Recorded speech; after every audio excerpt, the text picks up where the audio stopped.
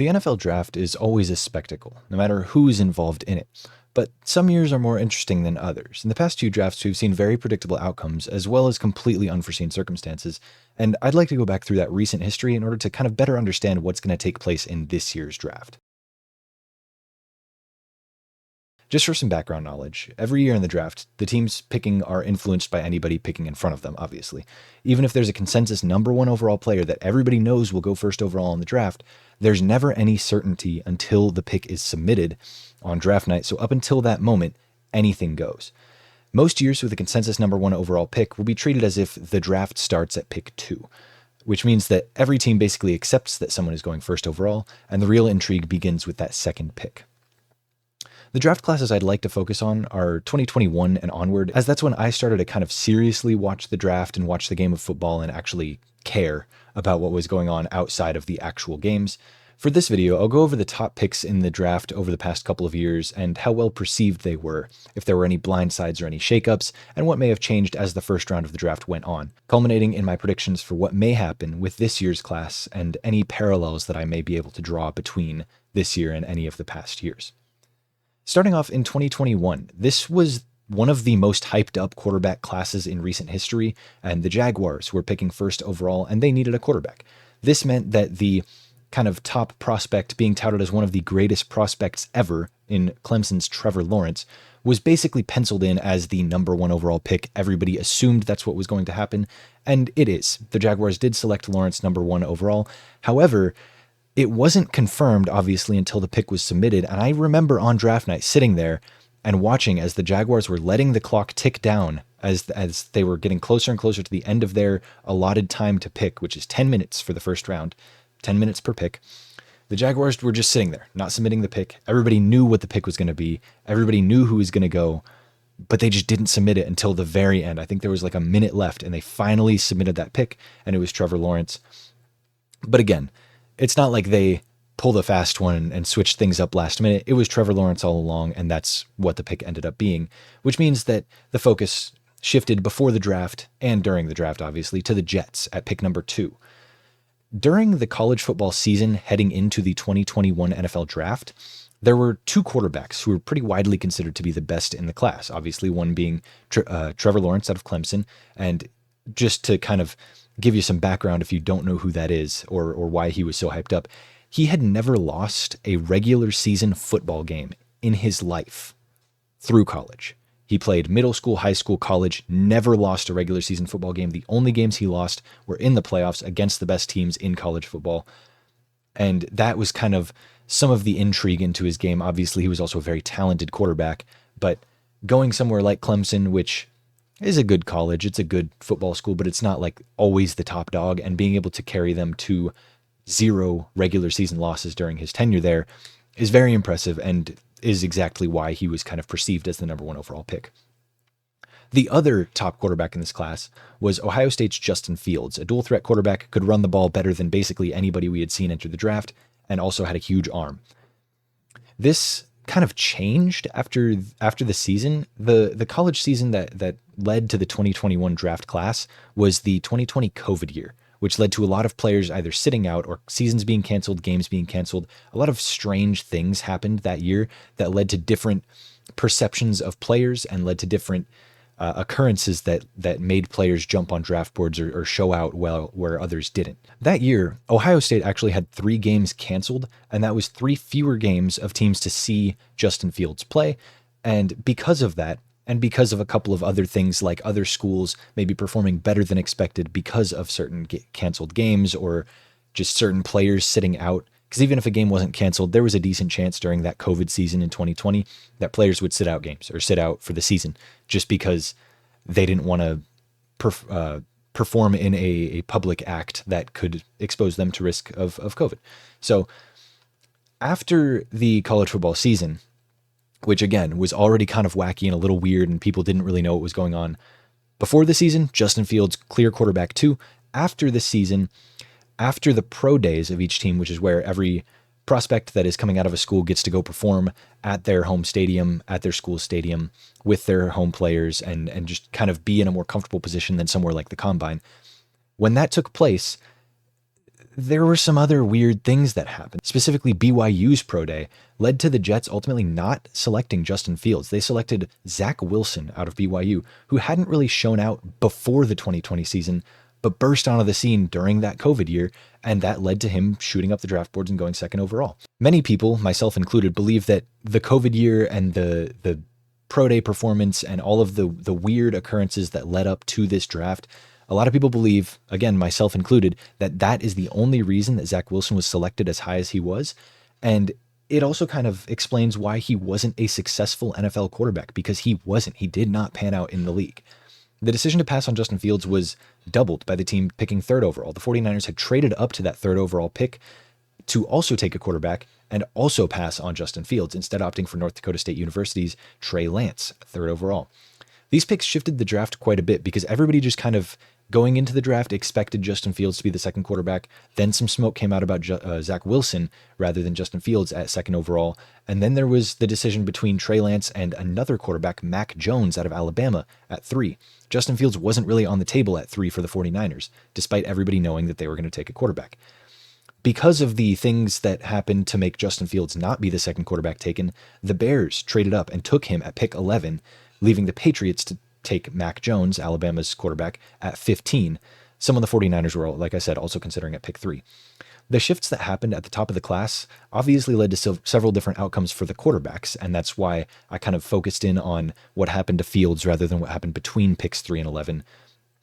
But ultimately, it changes the rest of the draft just as much as it changes those quarterback picks, because if a team is expecting a certain player to be on the board and they're not, then there's a little bit of panic. If you're planning to take a player and that player is taken before you, then you've got to pivot to another pick. And the same thing goes if you've got a player that you expect to be gone, but he's still on the board. You may think twice about, do I need that player? Do I need this position? I didn't expect him to be here. And any amount of uncertainty and any amount of shakeups that happen just drastically change what will happen for the rest of the draft. The other decisions made during this draft that were kind of odd, we're going to take a couple steps back. The Bengals took Jamar Chase at number 5 over Oregon's offensive tackle Penei Sewell, when their poor offensive line had directly led to their star quarterback Joe Burrow being injured for the entire previous season. But I'd say that's actually worked out pretty well, a little bit better than most of the other picks in the first round. But the major intrigue from the 2021 draft class was the quarterbacks, and having covered that and covered exactly what happened to them and why it happened, I think it's time to move on to the next draft class. The 2022 draft class was the polar opposite of 2021. There were no quarterback prospects deserving of a high selection, and that showed with the first quarterback coming off the board at pick 20. So the first 19 picks went, no quarterbacks. Pick 20, the Steelers took Pittsburgh QB Kenny Pickett, keeping him in state, keeping him in the city. But back to the top of this draft, because that's what we're focusing on. It was one without a consensus top prospect. There were a few guys that everybody was talking about. It was Kayvon Thibodeau out of Oregon. He's an edge rusher. It was Aiden Hutchinson out of Michigan, another edge rusher. And then a name that kind of burst onto the scene a little late was Trayvon Walker, edge rusher out of Georgia. So it was basically the Jaguars picking at the top of the draft again, first overall. And they kind of needed defense, and the edge rushers are the more valued position than anywhere else on defense this early in a draft, first overall. But they ended up selecting Trayvon Walker, the kind of late bloomer to the scene. But the consensus at the time was that Aiden Hutchinson out of Michigan was a better prospect and should have gone first. In hindsight, just a couple years down the line, we can say that that's absolutely true. The Jaguars made the wrong pick. But this switch up from Aiden Hutchinson at 1 to Trayvon Walker at 1 allowed the Lions, picking second overall, to take the hometown hero in Aiden Hutchinson, who immediately became the centerpiece of their defense, and that pick has gone very well for them. The fun part about drafts without a consensus top prospect is that the mock drafts and draft boards in general are so fluid right up to the time of the draft, and this leads to many different opinions being formed on the values of certain players. To go back to Trayvon Walker out of Georgia, there were some reports and rumors and basically confirmed rumors, while everything can't be confirmed again until the pick is submitted, that the Jaguars were going to take Trayvon Walker. And everybody was shocked. Nobody knew why they were doing this, but it shows in the mock drafts and draft boards from the time. You can see mock drafts that were created after a certain date all had Trayvon Walker going at number 1 overall, and then the rest of the board fell accordingly. But before that, it was always Aiden Hutchinson, or Kayvon Thibodeau, I think, was also in that conversation for first overall. To me, the most intriguing part of this 2022 draft class, though, was the difference in opinions on Liberty quarterback Malik Willis from fans to front offices. So, like I said, there wasn't really a great quarterback in this class. It was Kenny Pickett that went at 20 as the first quarterback taken. But according to the mock draft database, which compiles tons of big boards and mock drafts to create a consensus ranking of prospects, Malik Willis was the 10th best prospect in the entire class, regardless of position.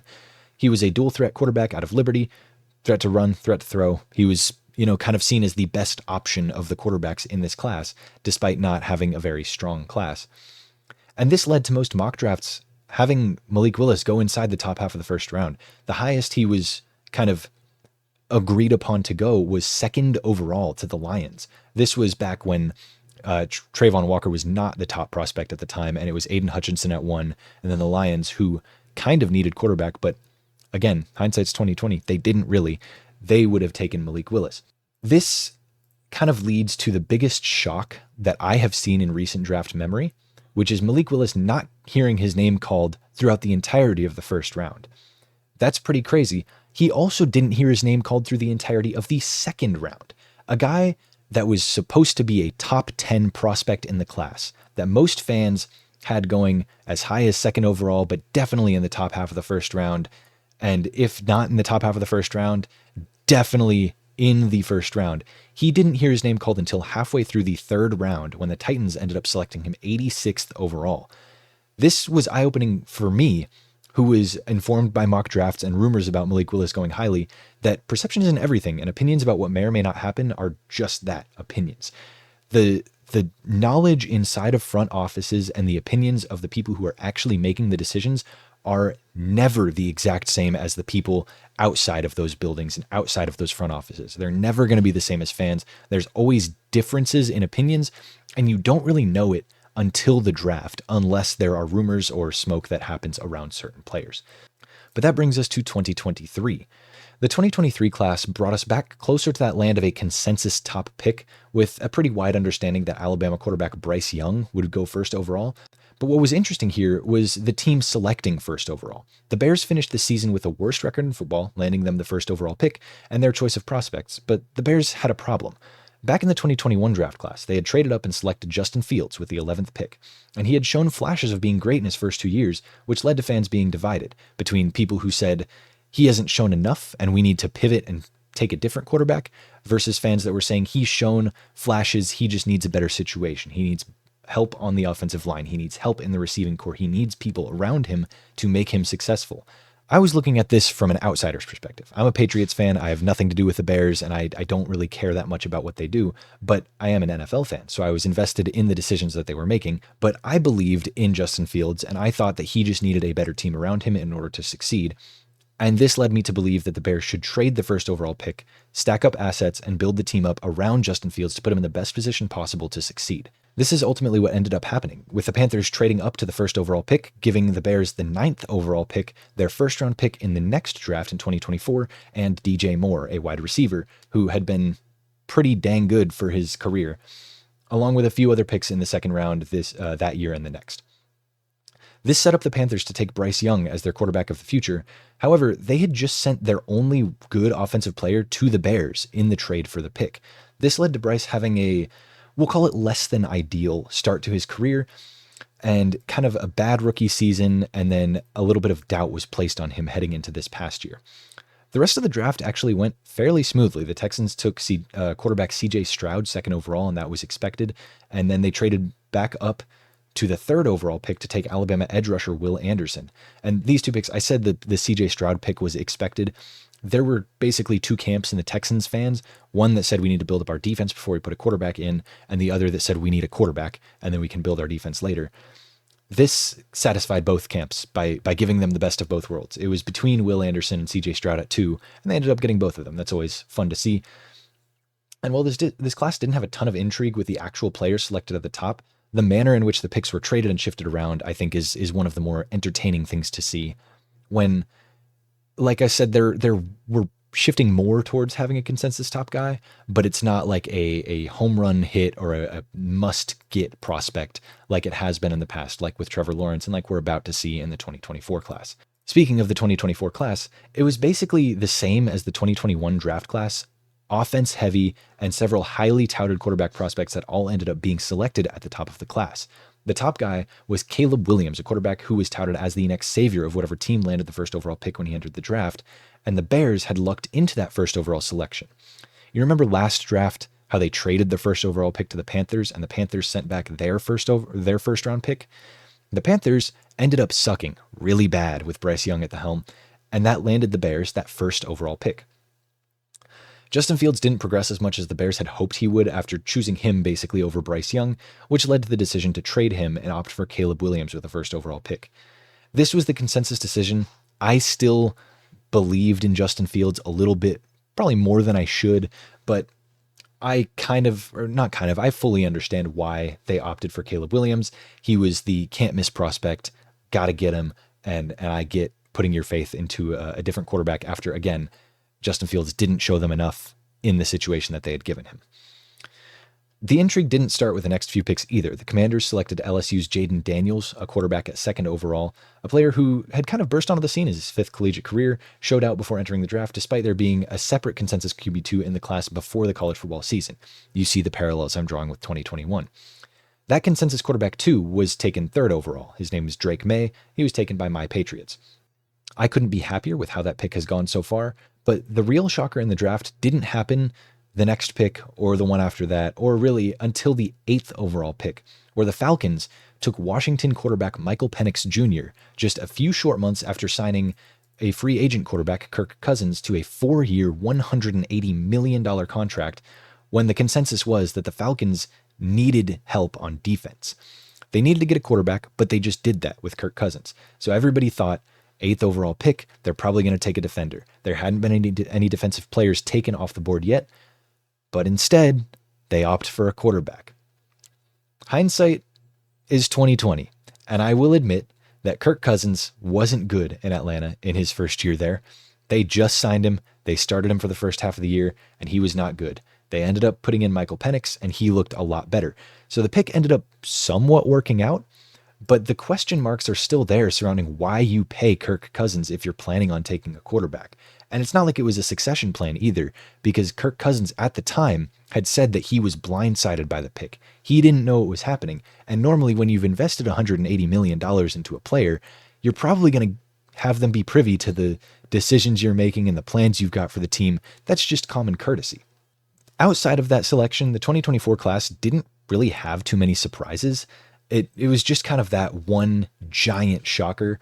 And I think that can be expected when there are so many players that are seen as high quality, even the non-quarterbacks, the top 2 wide receiver prospects in Marvin Harrison Jr. and Malik Neighbors, Joe Alt at offensive tackle, even the top tight end selected, Brock Bowers at 13 to the Raiders, was a good selection. I don't typically grade drafts until a couple of seasons down the line, but there really weren't many bad picks in the 2024 class. The only other real shocker in this year was Adonai Mitchell out of Texas, who was kind of talked up as this possible first-round pick at receiver. I was high on him. My co-host Elijah was high on him. We really believed that he was going to be a good receiver in the league, and he ended up being like the 7th or 8th receiver taken. He was very far down the board compared to where we thought he would go. But outside of that, just kind of one-off thing where he was graded poorly due to stuff that happened off the field. There were some questions about his mentality and his drive in certain things, which I don't know if they were real, but they were real enough for teams to pass on him until the mid-second round. But with all that said, all that out of the way, 2024, pretty solidly predicted class, again, outside of the Michael Penix selection. This brings us to the current draft class and the scenarios involving it. While we as fans and viewers don't know everything that goes on in the minds of front offices, we do know that there's no Caleb Williams, no Trevor Lawrence level prospect in this class, at least not at quarterback. This means any number of things could happen at the top of the draft. The Titans pick first overall, and they kind of need a quarterback, but they took one in the second round a couple years back. His name's Will Levis, and while he's not great, he could still develop, and if they aren't sold on the top prospect in Cam Ward, they could kind of go for one of the non-quarterbacks that seem most intriguing. Abdul Carter out of Penn State is an edge rusher, and Travis Hunter out of Colorado, he plays defensive back and wide receiver. And those are kind of the polarizing prospects at the top of the boards. But again, we really don't know what's going on in the mind of the Titans GM and scouts and decision makers. So while they could go quarterback, they could opt for something else, and they could completely pass on everything and shock the world and take somebody that we really don't see happening. I think ultimately they will probably just take Cam Ward. He's the top quarterback prospect, and I don't think Will Levis is good enough to bet on for another year. While he's not a can't-miss prospect like Caleb Williams or Trevor Lawrence, he isn't in the same realm as the 2022 class either that didn't have one selected until pick 20. Again, we don't know what NFL GMs will think of Cam Ward or Travis Hunter or Abdul Carter or even the next best quarterback, Shedeur Sanders. But to me, that means this draft class is going to be extremely interesting to watch.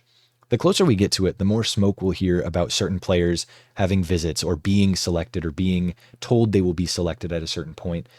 You already see that a little bit with, I'll throw the tweet up on screen next to me. Abdul Carter, the Penn State edge rusher, tweeted out a picture of Lawrence Taylor and on the Giants, and he was an edge rusher, a defender on the Giants, who was one of the greatest ever. So that leads a lot of people to believe that the Titans have already decided on Cam Ward, and the Browns, picking second overall, have already decided on Travis Hunter. But again, we don't know what's going to happen at the top of the draft, which means we can't project accurately what's going to happen second overall or third overall or fourth overall. Those top three teams, the Titans, Giants, and Browns, not in that order, are all somewhat quarterback needy, but also could operate with the quarterbacks they currently have on their roster.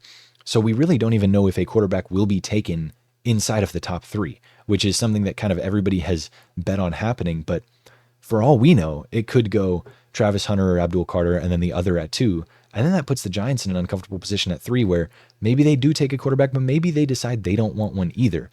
And that puts my Patriots at pick 4, again, in an uncomfortable situation where we were just going to take the best player that was not a quarterback, whether that's Abdul Carter or Travis Hunter falling to us or somebody else that we may select.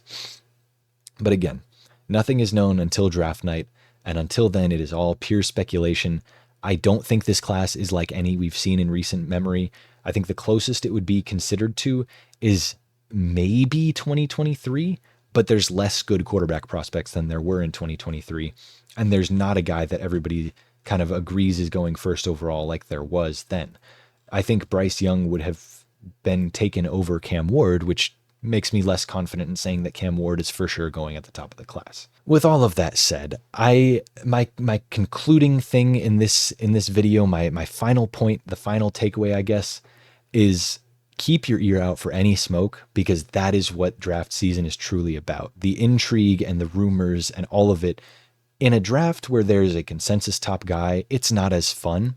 When there's not a consensus top guy, it makes it so much more entertaining to watch the process happen. That's all I've got for you guys today. Let me know what you think the Titans will do. Let me know what you think the Browns will do. Let me know what you think the Giants will do. And let me know what your favorite team needs or who you hope will fall to them down in the comments down below. Drop a like, subscribe, all that good stuff. And with all of that out of the way, said, stated, all that, deuces.